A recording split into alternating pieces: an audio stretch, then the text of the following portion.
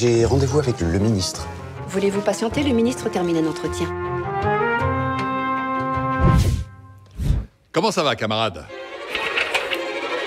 L'équilibre sur lequel a reposé le monde depuis 50 ans est rompu. Broken. J'ai besoin d'une équipe, Arthur. Un commando.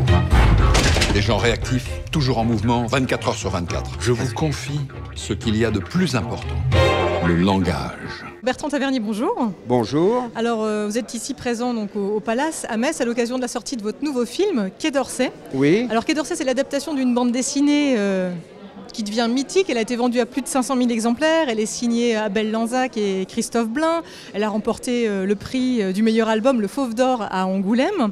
Qu'est-ce qui vous a donné envie, évidemment, d'adapter cette bande dessinée? Je crois que quand vous avez choisi de l'adapter, elle n'était pas encore aussi connue. Elle n'avait pas encore ce succès. Non, c'était dans la première semaine pratiquement de la parution, quand je l'ai lu. J'ai trouvé que c'était un sujet formidable, que je n'avais jamais vu abordé comme ça, sous cet angle, par le cinéma. La vie d'un cabinet ministériel, avec un personnage extravagant qui était celui du ministre. Et je sentais qu'à travers la comédie, qu'à travers la farce, il y avait des accents de vérité. Et j'en ai eu la confirmation quand j'ai découvert que, en fait, c'était une histoire autobiographique. Que Abel Lanzac, alias Antonin Baudry, avait vécu tout ce qu'avait vécu Arthur Vlaminck. Et c'est ce qui expliquait que sa description sonne aussi vraie. Hubert Védrine m'a dit que c'était la meilleure description qu'il avait vue de la vie d'un cabinet ministériel, toute forme de littérature confondue. Voilà. Alors ce cabinet, justement, c'est le ministère des Affaires étrangères. Oui. On va suivre les aventures d'Arthur Vlaminck, qui est le conseiller du ministre des Affaires étrangères. Donc qui est chargé des langages. Voilà. C'est de l'espèce d'étrange novlangue qu'adorent nos hommes politiques, où ils utilisent, au lieu de dire « vous allez écrire mes textes », on dit « vous allez vous occuper des langages ». Oui. Et donc vous nous plongez vraiment dans les coulisses de ce Quai d'Orsay. Ça a été difficile justement aussi d'aller tourner dans ces lieux aussi, déjà peut-être d'un point de vue technique. Tourner dans les lieux a demandé beaucoup de négociations, et aussi que nous qu'on ait une certaine souplesse, qu'on tourne par exemple le dimanche, ou qu'on tourne la nuit, pour ne pas déranger le fonctionnement du ministère. Voilà, et donc on s'est plié à cela, parce que le fait de tourner dans le ministère nous amène des décors qui sont absolument formidables. Et on ne pouvait pas se passer des salons, des couloirs, du bureau du ministre, tout ça, ça donne une richesse à la production, et c'était impossible à reconstituer en studio. C'est quoi le langage? Un ministre, ça peut pas parler à tort et à travers. Hein. Je veux dire, un mot de trop, tu déclenches une crise internationale. Hein. Bonne chance à toi, Arthur. Le discours, monsieur le ministre. Merci, camarade. C'est nul. Pour vos archives, légitimité. Tac, tac, tac, tac. Unité. Tac, tac, tac, tac. Efficacité. Tchac, tchac, tchac. Sinon, c'est la guerre. Alors les personnages sont vraiment hauts en couleur, notamment donc, Thierry Lhermitte, alias Taillard de Worms. Taillard de Worms, qui n'est pas évidemment sans rappeler Dominique de Villepin.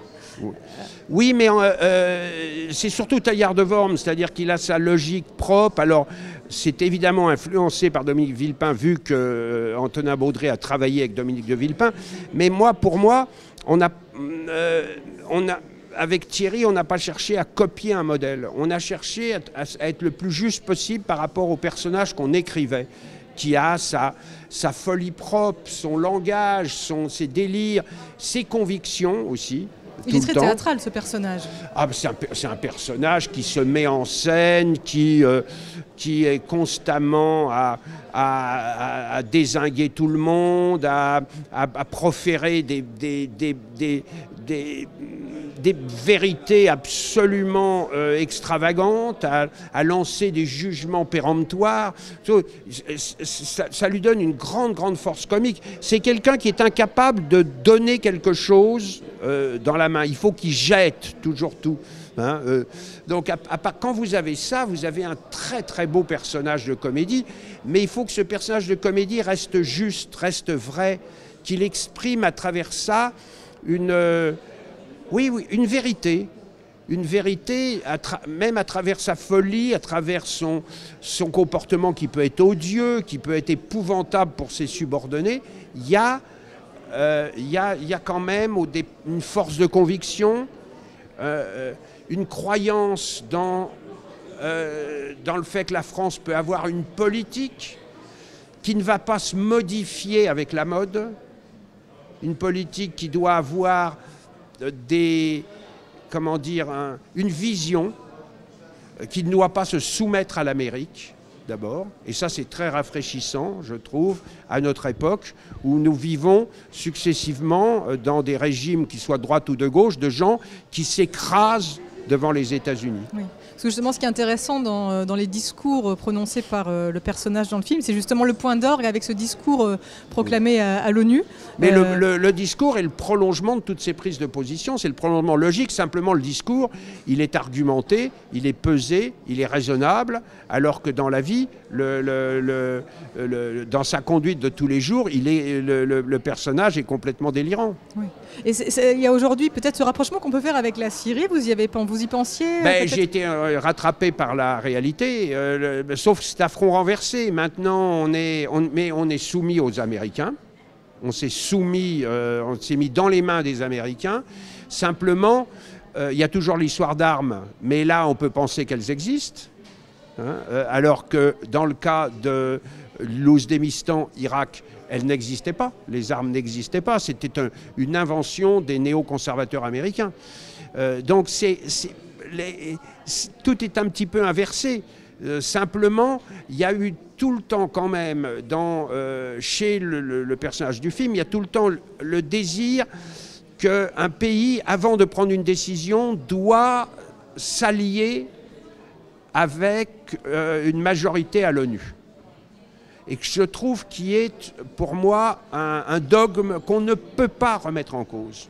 On ne peut pas décider de son propre chef qu'on va bombarder un pays. Il y a une forme d'engagement quelque part dans votre cinéma. Vous vous sentez un cinéaste engagé, en tout cas Je me sens un cinéaste qui est concerné par le monde où je vais. J'essaye parfois d'en rire, parfois d'en parler. Et puis parce que je pense que ça fournit, ça donne de la chair au personnage. Ça donne...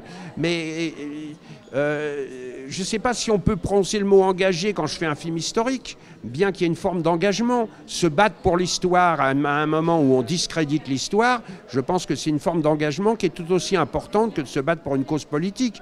Le faire La Princesse de Montpensier ou La vie et rien d'autre ou Capitaine Conan, c'est une prise de position pour moi qui est très très très importante. Vous aimez ausculter la société un peu Non, j'aime découvrir des mondes. Ausculter, c'est pas un acte dramatique. Oui. Je me sens pas docteur. Je n'ai pas de remède. J'ai pas de remède. J'ai envie de me plonger dans des mondes que je connais pas. Je me sens explorateur. Oui. Je me sens explorateur et j'ai envie de ramener ce que j'ai compris de monde dans lequel je me suis plongé. Et de ramener ce qui m'a fait rire, ce qui m'a épaté, ce qui m'a mis en colère, et de le partager avec des spectateurs. Il est aussi sexy qu'à la télé ou pas? Oui, bon, ça va, c'est pas le problème, non? On est pour ou on est contre l'entrée de l'Allemagne au Conseil de sécurité de l'ONU? Un petit chocolat?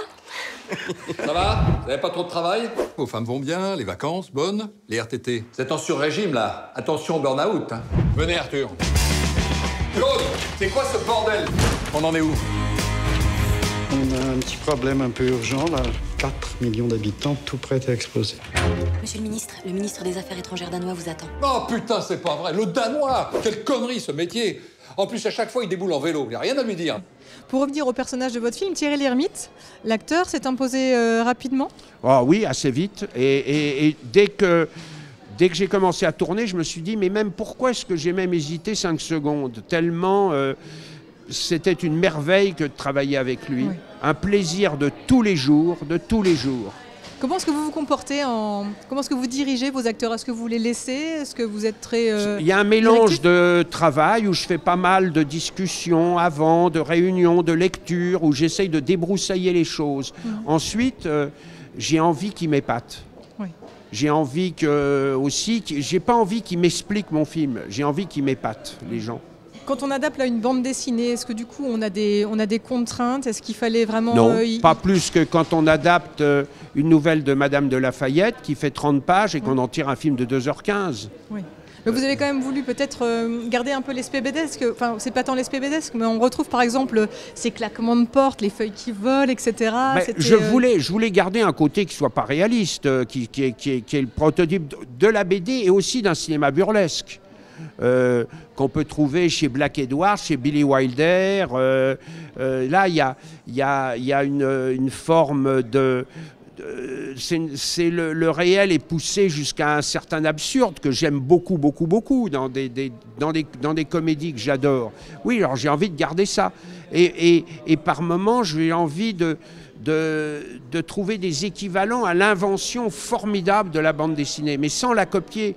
La bande dessinée, c'est un art en lui-même qui n'utilise pas le mouvement, qui utilise une suite de cases fixes. Moi, je suis, avec ma caméra, je me balade, j'avance, je peux grossir, pas grossir. Alors évidemment, dans un dessin, on peut grossir sur un personnage et on peut avoir l'équivalent d'un travelling avant, mais je pense que c'est deux langages différents. Il ne faut pas essayer de copier l'un quand on fait l'autre. Mais il faut garder un peu en tête des trouvailles et avoir un peu des idées qui sont proches. Antonin Baudry était heureux, j'imagine, de travailler avec vous. Ça a été un moment de bonheur avec lui et Christophe Blain. Les deux qui ont travaillé sur le scénario, je pense qu'on s'est vraiment éclaté. Je pense que je ne me suis jamais autant marré que sur un scénario. Vous êtes le seul ici à avoir un cerveau. Les nôtres sont déjà sérieusement endommagés. Il est où le début? Mais c'est plus où? Vous avez encore fait papier-coller et ça a été avalé par votre machine. Ah non, c'est du traitement de texte. Oui, et ben vous savez pas vous en servir de votre bazar. Allez.